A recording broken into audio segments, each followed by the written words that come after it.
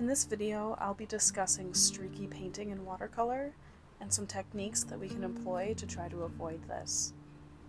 This is a very common issue for people just beginning in watercolor, and it can be so discouraging. I'm going to be showing a few techniques and materials that have helped me keep this streaky painting under control. I'm going to be demonstrating a few techniques and do's and don'ts to show you ways that you can address the streakiness in your own paintings. In this clip, I'm demonstrating some things that you're going to want to avoid. First, you'll notice the size of the brush I'm using. This is a size 2 pointed round.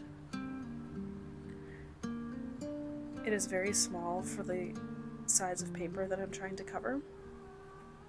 And the sharp point on the tip of this brush creates even more noticeable brush marks on the paper. Another thing I try to avoid is dipping my paintbrush straight into the well or pan. Although the top layer of this well of paint has the right consistency of creamy watercolor, underneath is more thick paint.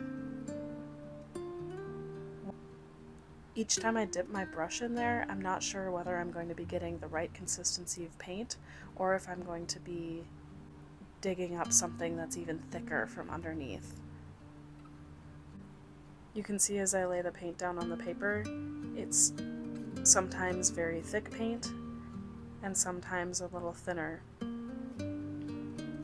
This next example is showing me using a larger flat brush. This is a 3/4 inch flat brush. And instead of painting directly from the well of paint, I'm using my brush to move paint and get it an even consistency on a separate palette.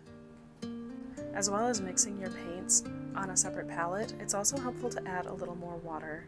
The water will help the paint flow a little better. It will cut down on the thickness of the paint, and sometimes that thickness is what shows the brush marks. Going back and forth between adding more paint and then adding more water to the palette.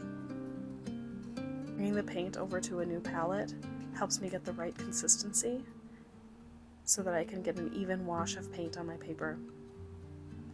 Only once I've mixed the right consistency of paint and enough of the paint will I then put it on the paper. If there were some visible brush marks, I decided to change the direction of my brush strokes, which evened it out. The other difference between my first and second examples were the types of paper I was using. In my first example, I was using a wood pulp paper, and in my second example, I was using 100% cotton paper.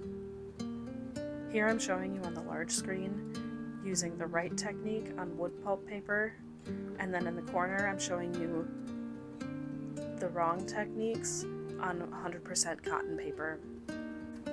I did this to illustrate that good technique can get you farther than expensive materials. I did notice that using the right technique on the cheaper paper got me slightly less vibrant results, and it did take a little more work to get a smooth finish on that paint. But it was very much doable.